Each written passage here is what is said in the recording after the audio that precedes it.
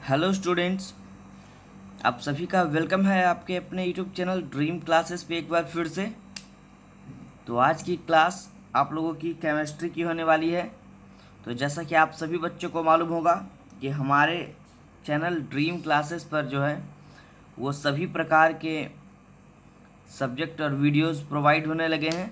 तो आज की क्लास में हम लोग देखिए आपका टॉपिक जो है केमिस्ट्री के लेसन 1 यानी कि ठोस अवस्था यानी सॉलिड स्टेट के जितने भी वस्तुनिष्ठ प्रश्न होंगे उसको आज इस वीडियो में हम लोग कवर करेंगे। ठीक है, तो चलिए आप सारे बच्चे जल्दी से हमारे साथ जुड़ जाइए और इस टॉपिक को हम लोग स्टार्ट करते हैं। ठीक है, और जैसा कि आपको मालूम होगा हमारा जो ये टॉपिक चलेगा वो एकदम ऑप्शन वाइज क्वेश्चन का चलेगा। ठीक है, तो आप सारे बच्चों के लिए कुछ समय भी हम देंगे इसके जवाब को रखने के लिए।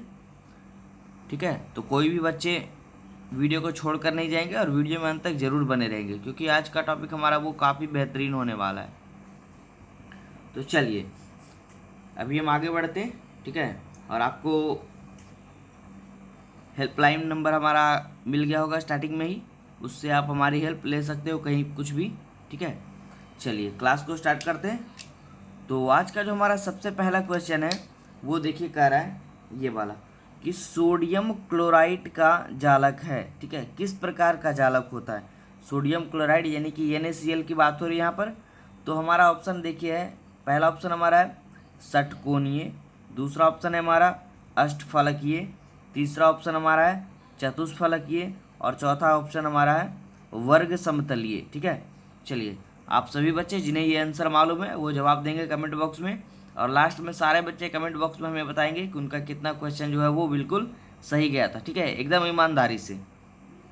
चलिए कुछ समय है आप लोग के सामने, जल्दी से इसका आंसर जवाब दीजिए। तो चलिए अब हम लोग इसका आंसर जान लेते हैं। हमारा क्वेश्चन क्या था जी कि सोडियम क्लोराइड का जालक जो है वो कैसा होगा, कैसा होता है। तो राइट आंसर हमारा क्या हो जाएगा, ऑप्शन नंबर बी। जिन बच्चों ने ऑप्शन बी को टिक करा था या जिनको ये लग रहा था उनका जो आंसर है वो क्या है, बिल्कुल ही सही है। ठीक है, चलिए इसको नोट कर लीजिएगा जी। क्लियर है, चलिए आगे बढ़ते हैं दूसरे क्वेश्चन की ओर। अब देखिए हमारा दूसरा क्वेश्चन क्या है, समझते जाएंगे एकदम टॉपिक वाइज क्लियर करते जाएंगे। ठीक है, देखिए दूसरा क्वेश्चन हमारा कर रहा है ये वाला, देखिए Na2O। ठीक है, Na2O में सोडियम की Na2O में सोडियम की सहसंयोजन संख्या कितनी है, ये हमसे पूछा गया। ठीक है, यानी Na2O का मतलब हो गया कहने का अर्थ सोडियम ऑक्साइड। ठीक है, ये हो गया सोडियम ऑक्साइड में सोडियम की उप सहसंयोजन संख्या कितनी है। चार ऑप्शन आपके सामने है, ये देखिए। ठीक है, चार ऑप्शन आपके सामने क्या है, 6 होगा, ऑप्शन बी हमारा कह रहा है 4 होगा, ऑप्शन सी हमारा कह रहा है 8 होगा और ऑप्शन डी हमारा कह रहा है 2 होगा। तो आप सारे बच्चे इसका जवाब दीजिए जल्दी जल्दी से, हम थोड़ा सा वेट कर लेते हैं। ठीक है, चलिए जानते हैं इसका राइट आंसर क्या होगा जी। चलिए जिन बच्चों ने बी को टिक करा होगा या बी उनको लग रहा होगा तो वो बिल्कुल ही सही है। इसका राइट आंसर हो जाएगा ऑप्शन नंबर बी। इसका आंसर क्या हो जाएगा जी, 4 हो जाएगा इसका आंसर। ठीक है, चलिए तीसरे क्वेश्चन की ओर बढ़ते हैं। ठीक है, तो सभी बच्चे वीडियो में अंत तक बने रहिएगा, काफ़ी अच्छे अच्छे प्रश्नों को इस वीडियो में हम लोग पढ़ेंगे जो कि आपके एग्जाम के नज़रिए से काफ़ी बेहतरीन होने वाला है। और ये टॉपिक हमारा केमिस्ट्री वाला जो है वो एकदम चैप्टर वाइज चलेगा और आपका पूरा सॉल्यूशन यहाँ पर दिया जाएगा। ठीक है, कोई भी कन्फ्यूजन हो आप हमें कमेंट बॉक्स में लिखकर सवालों को पूछ सकते हैं। चलिए तीसरे प्रश्न की ओर बात करते हैं। तीसरा हमारा जो प्रश्न है वो कह रहा है देखिए कि ब्रैग समीकरण है। ठीक है, ब्रैग समीकरण क्या है, आपके सामने चार ऑप्शन है। पहला ऑप्शन हमारा है एन लेमडा बराबर डी साइन थीटा, दूसरा ऑप्शन हमारा है एन बराबर 2D sine theta, option C हमारा है एन लेमडा बराबर 2D और ऑप्शन चौथा हमारा जो है फोर्थ नंबर वो कह रहा है डी नंबर कि एन लेमडा बराबर 2D साइन थीटा। ठीक है, तो चलिए इसका आंसर बताएंगे सारे बच्चे क्या होना चाहिए जी। ठीक है, चलिए एकदम आराम आराम से बनाइएगा इसको। चलिए इसका आंसर जान लेते हैं। जिन बच्चों को ऑप्शन डी लग रहा है उनका आंसर बिल्कुल ही सही है। इसका राइट आंसर हो जाएगा एन लेमडा बराबर 2D साइन थीटा। ठीक है, तो जिनको ये लग रहा था उनका आंसर बिल्कुल ही सही है। चलिए आगे बढ़ते हैं चौथे नंबर की ओर। चौथा नंबर क्वेश्चन भी काफ़ी अच्छा है। कह रहा है देखिए, निम्नलिखित में से किस धातु का समन्वय जो है, समन्वय संख्या जो है 8 होती है। ठीक है, निम्नलिखित में मतलब ये चारों जो है, इन चारों में से किस धातु का समन्वय संख्या 8 होती है। ऑप्शन हमारे सामने ए नंबर में है के यानी कि पोटेशियम, ऑप्शन बी हमारा एफ यानी कि लोहा आयरन, ऑप्शन सी हमारा जिंक जेडन यानी कि जिंक, और ऑप्शन डी हमारा ए यू, ठीक है, यानी कि सोना। ठीक है, तो चलिए क्या होना चाहिए इसका आंसर, सभी बच्चे इसका आंसर बताएंगे। ऑप्शन नंबर ये क्वेश्चन नंबर 4 का। ठीक है, चलिए इसके आंसर को जान लेते हैं। जिन बच्चों को ऑप्शन ए लग रहा है वो बिल्कुल ही सही है। इसका राइट आंसर हो जाएगा ऑप्शन ए के यानी कि पोटेशियम। ठीक है, निम्नलिखित में से किस धातु का समन्वय संख्या जो है 8 होगी, तो पोटेशियम धातु का। ठीक है, चलिए आगे बढ़ते हैं 5वें नंबर की ओर। देखिए बहुत ही बेहतरीन प्रश्न आ गया है, क्वेश्चन नंबर 5 कह रहा है देखिए, कह रहा है बीसीसी एकल सेल की संकुलन क्षमता होती है। चलिए हम जानते हैं बीसीसी के बारे में। बीसीसी का फुल फॉर्म होगा बॉडी सेंटरेड क्यूबिक यूनिट सेल। ठीक है, बॉडी सेंटरेड क्यूबिक यूनिट सेल। चलिए देखिए इसको कैसे लिखेंगे, इस तरह से लिखेंगे हम लोग, इस तरह से देखिए, बॉडी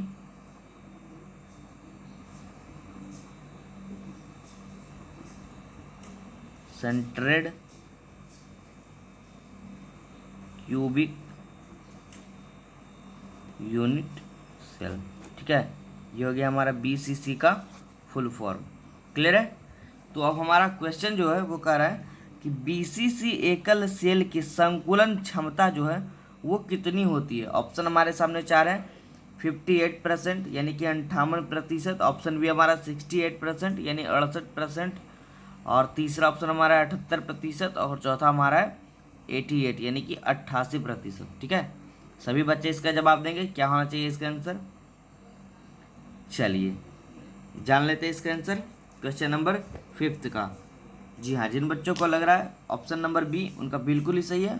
हमारा राइट आंसर हो जाएगा 68%। कह रहा है कि बीसीसी एकल सेल की संकुलन क्षमता कितनी होती है जी, तो 68% होती है। चलिए छठे नंबर की ओर बात कर लेते हैं। छठा नंबर प्रश्न हमारा कह रहा है देखिए ये वाला, कह रहा है कि C6H6, ठीक है, यानी कि बेंजीन जो है वो कैसा पदार्थ है। बहुत ही शानदार क्वेश्चन है। C6H6 कैसा पदार्थ है। ऑप्शन हमारा है पहला अनुचुंबकीय, ऑप्शन बी हमारा है लौह चुंबकीय, ऑप्शन सी हमारा है प्रतिचुंबकीय, और ऑप्शन डी हमारा नन यानी कि इनमें से कोई नहीं। ठीक है, चलिए सारे बच्चे इसका जवाब देंगे, क्या होना चाहिए। C6H6 कैसा पदार्थ है। बहुत ही वीवीआई प्रश्न है, इसको आप लोग वीवीआई करके जाइएगा एग्जाम में। बहुत बार एग्जाम में ये पूछा है जी, इस बार भी चांस है पूरा इसका पूछने का, पूरा चांस है। यानी कि C6H6 कैसा पदार्थ है।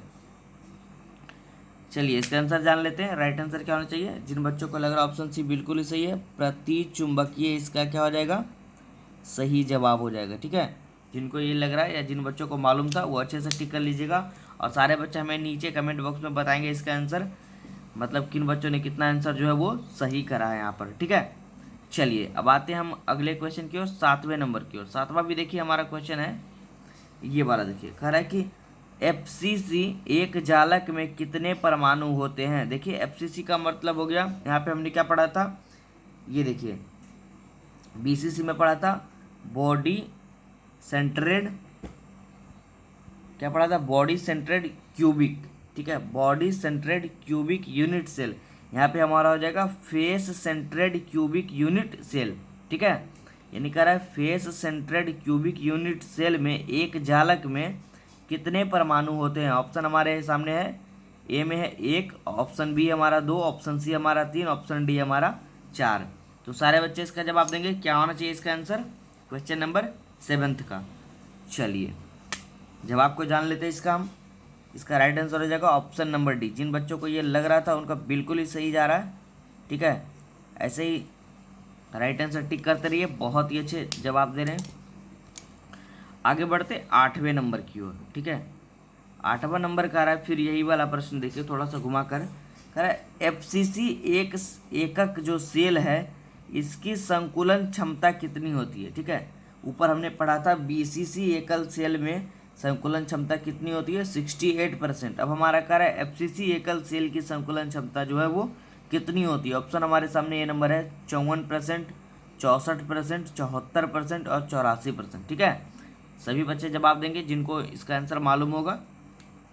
ठीक है, चलिए इसके आंसर को जान लेते हैं। इसका राइट आंसर क्या हो जाएगा जी, बिल्कुल सही। जिनको लग रहा है ऑप्शन नंबर सी 74%, उनका जो है राइट आंसर बिल्कुल ही सही है। ठीक है, और हमने अभी पढ़ा था बीसीसी एकल सेल की संकुलन क्षमता 68%, और यहाँ पे हमारा हो गया एफसीसी एकक सेल की संकुलन क्षमता जो है वो 74% है। ठीक है, चलिए अगले प्रश्न की ओर बात कर लेते हैं, 9वें प्रश्न की ओर।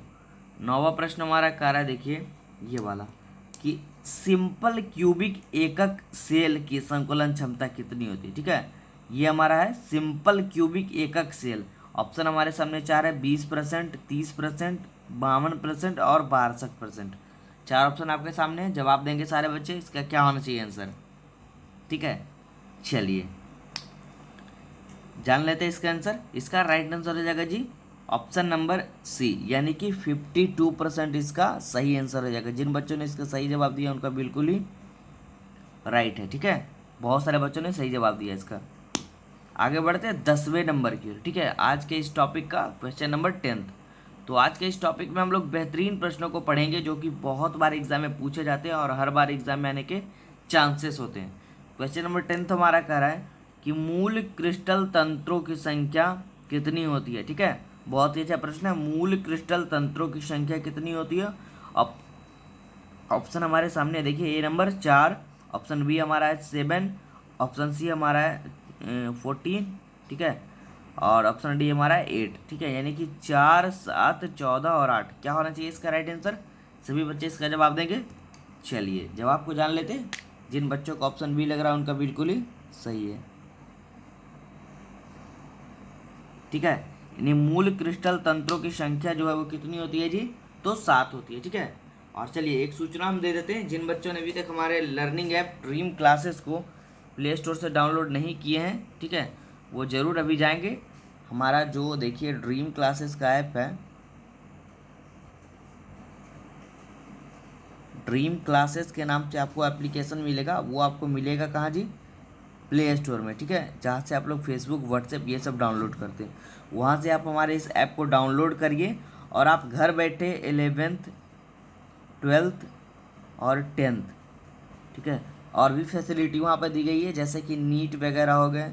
ठीक है, बहुत सारे बच्चे नीट की तैयारी करना चाहते हैं, और जैसे कि अरिथमेटिक मैथ्स की तैयारी करना चाहते हैं, जनरल कंपटीशन की। ठीक है, और जैसे कि रीजनिंग की तैयारी अगर आपको करनी है जनरल कंपटीशन के लिए, तो ये सारे टॉपिक के बैचेस जो हैं वहाँ पे अलग अलग डिवाइड किए गए हैं। ठीक है, बांट दिए गए हैं। तो वहाँ से आप जाइए, हमारे क्लास को ज्वाइन करिए, और ठीक है, और वहाँ पे जाकर आप अपने क्लास को जो है वो वेरीफाइड कर सकते हैं और आप अच्छे से घर बैठे तैयारी कर सकते हैं फुल्ली। ठीक है, इस लॉकडाउन की स्थिति में। तो चलिए आगे बढ़ते हैं, टॉपिक को आगे बढ़ाते हैं। जिन बच्चों को समस्या होगी वो हमारे व्हाट्सएप नंबर पे कांटेक्ट करके इसकी पूरी जानकारी ले सकते हैं, आपको डिटेल्स में दे दिया गया होगा। ठीक है, आगे बढ़ते हैं हम लोग, कुछ और प्रश्न को इस वीडियो में पढ़ लेते हैं, तो हमारा टॉपिक जो है वो और भी अच्छे से बढ़ जाएगा। ठीक है,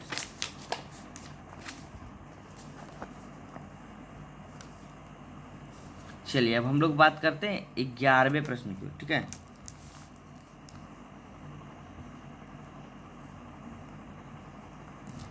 चलिए थोड़ा सा दिक्कत हो रही है, चलिए अब सही है ना।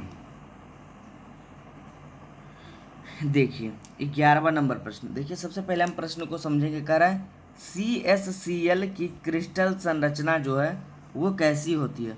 और मतलब हम पहले जानेंगे CSCl क्या होता है जी। तो CSCl का देखिए जो फुल फॉर्म होगा, यहाँ पे देखिए हमने लिख कर रखा है, आपको समझा देते हैं अच्छे से। ये देखिए CSCl का मतलब हो गया यहाँ पे सीजियम क्लोराइड। ठीक है, आपको इंग्लिश में लिखना है तो ऐसे लिखेंगे, यहाँ पे दिखेगा जैसे ही आपको इंग्लिश में, वो आपको ये समझ लेना है सीजियम क्लोराइड, ये लिखा है CSCl। ठीक है, क्योंकि बहुत सारे बच्चे जो है फुल फॉर्म नहीं जानते और क्वेश्चन को गलत पढ़ लेते हैं। तो पहले हम लोग क्वेश्चन को समझेंगे। अगर मान लीजिए इसके जगह आपको सिर्फ क्वेश्चन में ये दे दिया जाए और आप पढ़ के जाएंगे CaCl, बच्चे तो पढ़ के जाएंगे CaCl और हमें क्वेश्चन में मिल जाएगा सीजियम क्लोराइड, तो वहाँ पे बच्चे क्या है वो क्वेश्चन को गलत करके आ जाएंगे। ठीक है, तो हम लोग फुल फॉर्म को भी लेकर चलेंगे।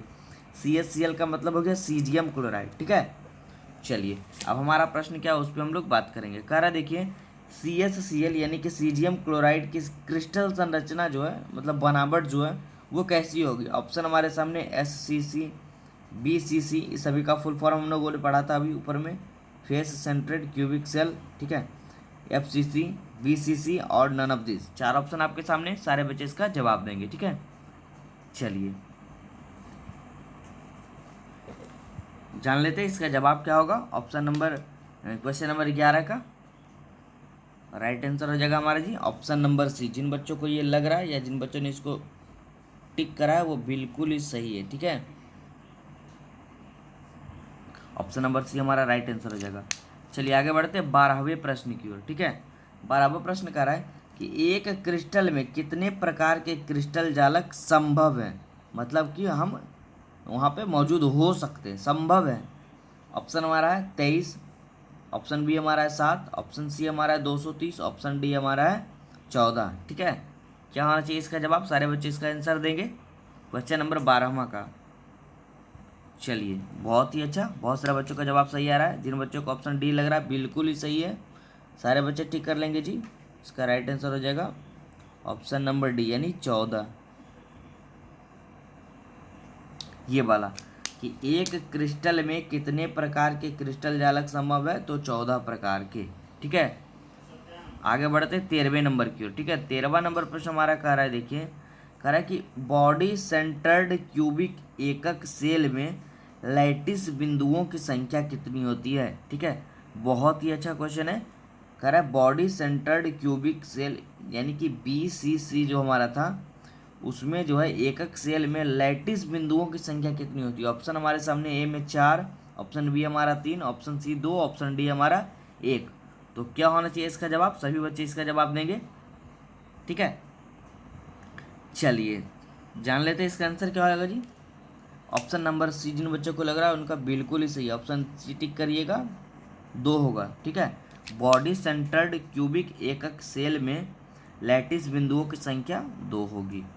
आगे बढ़ते 14वें नंबर की ओर। 14वां नंबर प्रश्न हमारा कह रहा है कि ट्रांजिस्टर सेटों के निर्माण में प्रयुक्त होने वाला तत्व है। ट्रांजिस्टर जो इलेक्ट्रॉनिक उपकरणों में होता है, ट्रांजिस्टर जो होता है इस तरह से उसकी बनावट होती है। देखिए आपको हम एक फिगर के द्वारा समझा देते हैं। ट्रांजिस्टर की जो बनावट होगी वो आप इस तरह से देखते होंगे। ठीक है, इस तरह से रहता होगा, उसमें 2 इस तरह से तार के टाइप का लटका रहता है, यही होता है। ठीक है, तो इसी के बारे में कह रहा है कि ट्रांजिस्टर सेटों के निर्माण में प्रयुक्त होने वाला तत्व जो है वो किसका बना होता है। ऑप्शन A हमारा एल्यूमिनियम Al का, ऑप्शन B हमारा सिलिकॉन Si का, ऑप्शन C हमारा Cu कॉपर यानी तांबा का, और ऑप्शन D हमारा Zn यानी जिंक का। ठीक है, तो चलिए इसका जवाब देंगे सारे बच्चे, क्या होना चाहिए इसका जवाब। चलिए इसका आंसर जान लेते हैं। बहुत ही अच्छा आंसर है इसका ऑप्शन नंबर B सिलिकॉन। ठीक है, तो आप सारे बच्चे इसको टिक कर लीजिएगा जिनको ये लग रहा था कि ट्रांजिस्टर सेटों के निर्माण में प्रयुक्त होने वाला तत्व किसका बना होता है, तो सिलिकॉन का बना होता है। और आगे बढ़ते हैं आज के टॉपिक के नेक्स्ट प्रश्न की ओर, यानी कि आज के इस टॉपिक का लास्ट क्वेश्चन। फिर हम लोग अगले वीडियो में इसके पार्ट 2 को कवर करेंगे। तो चलिए देखिए ये क्वेश्चन फिर से लगता आ गया। कह रहा है सिंपल क्यूबिक एकक सेल में सेल की संकुलन क्षमता जो है वो कितनी होती है।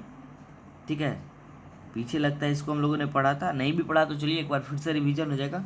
सिंपल क्यूबिक एकक सेल में सेल की संकुलन क्षमता जो है कितनी होती है। ऑप्शन हमारा है 20%, 30%, 52% और 62%। क्या होना चाहिए इसका जवाब। ठीक है, सारे बच्चे इसका जवाब देंगे। चलिए बहुत ही अच्छा, जिन बच्चों को ऑप्शन C लग रहा था बहुत सारे बच्चों ने जवाब भी दिया इसका, तो हमारा ऑप्शन नंबर C जो है वो यहाँ पे राइट आंसर हो जाएगा। ठीक है, तो चलिए आज के इस वीडियो में हम लोग यहाँ तक ही रहने देते हैं। इसके अगले पार्ट में हम लोग और भी 15 से 20 क्वेश्चन को पढ़ेंगे, क्योंकि हम लोग जो है आराम से इस टॉपिक को क्लियर करेंगे, क्योंकि ये केमिस्ट्री है तो थोड़ा बच्चों को ज़्यादा पेचीदा ना लगे और अच्छे से समझकर वो क्वेश्चन को पढ़कर याद रख सके। ठीक है, तो चलिए मुझे उम्मीद है कि आप सारे बच्चों को ये वीडियो बहुत ही अच्छा लगा होगा तो सारे बच्चे हमें कमेंट बॉक्स में लिख कर बताएंगे कि ये वीडियो आपको कैसा लगा, और अगर वीडियो अच्छा लगे तो लाइक व शेयर ज़रूर करें, और हमारे चैनल को जिन बच्चों ने अभी तक सब्सक्राइब नहीं कराया वो सब्सक्राइब कर लीजिए, ठीक है। तो thank you for watching this video.